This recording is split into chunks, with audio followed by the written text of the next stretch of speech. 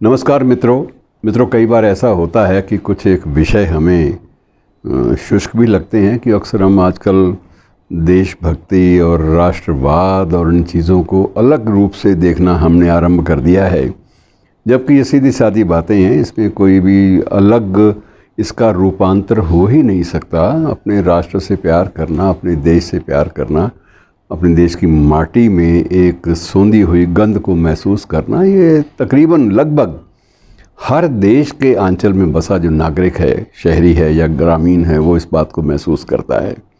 Ukraine में देख लीजिए, अब जो लोग वहाँ से उजड़े वो अभी तक अपने घरों को नहीं भूल पा रहे और घरों के लिए वो अभी रो रहे हैं। कश्मीरी पंडित वहाँ से उजड़े, इस बात को दशक बीत गए, लेकिन अब भी जब कोई फिल्म या कोई प्रसंग छिड़ता है तो उनकी आंखों के आंसू थमते नहीं हैं। बहरहाल, आज हम जो बात कर रहे हैं वो एक राष्ट्रवादिता के एक शंखनाद करने वाले एक ऐसी शख्सियत का, साहित्यिक शख्सियत का, जिसका जिक्र बहुत कारणों से होता है, लेकिन दो तीन कारण मुख्य हैं जिनका उल्लेख हम नहीं करेंगे तो एक अपराध होगा। एक उनकी कविता है माखनलाल चतुर्वेदी की कि चाह नहीं मैं सुरबाला के गहनों में गूंथा जाऊं। आप बड़ी प्रसिद्ध कविता है, पुष्प की अभिलाषा के नाम से।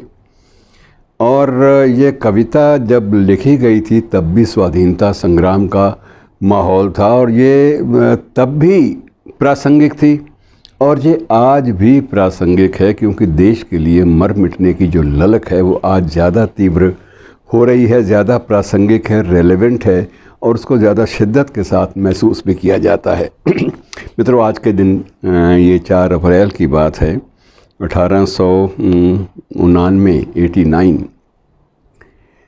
मैं इसलिए अंग्रेज़ी साथ साथ बोलता हूँ क्योंकि उच्चारण अलग अलग हैं। कोई 99 कह लेते हैं, कोई 99 कह लेते हैं, तो चलिए दोनों बातें हो गई। तो ये तारीख़ आज की है और इनका जन्म जो है वो बिल्कुल जिस स्थान पर हुआ था वो मध्य प्रदेश का एक होशंगाबाद नामक ज़िला था और उस ज़िले में एक गांव में हुआ था। लेकिन वहाँ जब भी जिसने भी पढ़ने की ललक मन में एक धधक रही हो, जहाँ भी वो गांव से फिर शहर पहुँचे, उनको देर नहीं लगती। उनकी सारी शिक्षा दीक्षा सब कुछ नगर में हुई और जल्दी ही ये राष्ट्रीय आंदोलन में शामिल हो गए। संस्कार ही ऐसे थे शुरू से ही।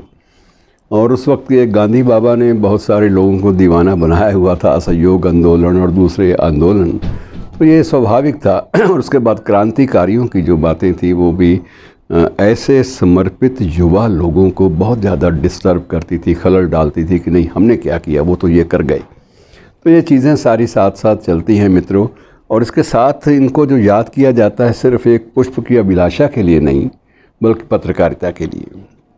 आज भी मध्य प्रदेश में इनके नाम पर माखनलाल चतुर्वेदी पत्रकारिता विश्वविद्यालय स्थापित है और वो पूरी तरह से सक्रिय है और देश का शायद पत्रकारिता को समर्पित पहला विश्वविद्यालय है जिसकी स्थापना काफ़ी समय पहले हो गई थी। और वहाँ पर बड़े बड़े दिग्गजों ने प्रशिक्षण पाकर वहाँ से अपनी पत्रकारिता के क्षेत्र में उन्होंने अपना जो विशेष पहचान बनाई।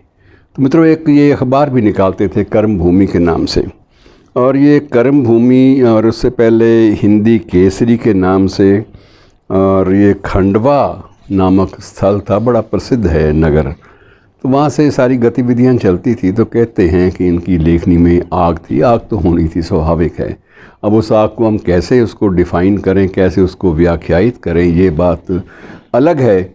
लेकिन ऐसे महानुभावों को, ऐसी विभूतियों को, शख्सियतों को मित्रों बार बार याद किया जाना बहुत ज़रूरी है, क्योंकि इनकी एक तो प्रतिभा जो है वो बहुमुखी होती है। सिर्फ पत्रकारिता नहीं, कविता के क्षेत्र में भी उतना ही दखल, गद्य के क्षेत्र में भी उतना ही दखल, और उसके बाद इनके जो विशेष जो व्याख्यान मालाएं थी जो इन्होंने अपने समय में और अपने समय के बाद दिए और व्याख्यान दिए, वो भी अब एक दस्तावेज़ी स्वरूप में सामने उपलब्ध होने लगे हैं। और सबसे बड़ी बात है, जहाँ तक मेरा ध्यान आता है, इनको साहित्य अकादमी का शायद प्रथम पुरस्कार भी पहली बार माखनलाल चतुर्वेदी जी को मिला था। उससे पहले एक और साहित्यिक सम्मान होता था, देव पुरस्कार, और वो भी देव महाकवि देव के नाम पे था, लेकिन हिंदी साहित्य में उसकी बड़ी प्रतिष्ठा होती थी, तो वो भी इनको सबसे पहले इन्हीं को मिला था। तो बहुत सारे चीज़ें इनके जीवन में आई। इन्हें 1959 में डी.लिट की उपाधि भी दी गई, भारत सरकार ने पद्म भूषण भी दिया। लेकिन जब राष्ट्रभाषा हिंदी पर आघात करने वाले विधेयक को सदन में समर्थन पूरा नहीं मिल सका, तो इन्होंने एक बहुत सारे सम्मान अपने लौटा दिए विरोध स्वरूप, कि जब मेरी भाषा उसका सम्मान ही नहीं हो पाता जहाँ मैं चाहता हूँ, जहाँ लोग चाहते हैं, जहाँ वो भाषा डिज़र्व करती है, जहाँ उस भाषा का विशिष्ट स्थान है, अगर आप उसको सम्मान दे नहीं सकते, तो फिर मैं उसके नाम पर कोई भी सम्मान या कोई भी अलंकार प्राप्त करूं तो मुझे स्वयं को महसूस होगी, शर्म महसूस होगी, और मैं इस धर्म संकट से उबरना चाहता हूं, और इसलिए मैं पुरस्कार वापस कर रहा हूं। बाकी इनकी जो रचनाएं हैं उनमें बहुत सारी छप चुकी हैं, लगभग सभी छप चुकी हैं। आप ये कह सकते हैं कि हिम किरीटनी है, हिम तरंगिनी है, समर्पण है, वेणु लो गूंजे धरा, और ऐसी बहुत सारी कृतियां हैं जिनकी संख्या कुल मिलाकर 2 दर्जन से भी ज़्यादा है। लोकप्रिय, मैं जो कह रहा हूँ कि लोकप्रिय जो कृतियां हैं उनकी संख्या 2 दर्जन से भी ज़्यादा है। और बड़ा आश्चर्य होता है कि एक मामूली से गांव के प्राइमरी स्कूल से शिक्षा प्राप्त करने वाला व्यक्ति भारतीय पत्रकारिता के इतिहास में एक सुनहरा पन्ना लिख देता है। धन्यवाद।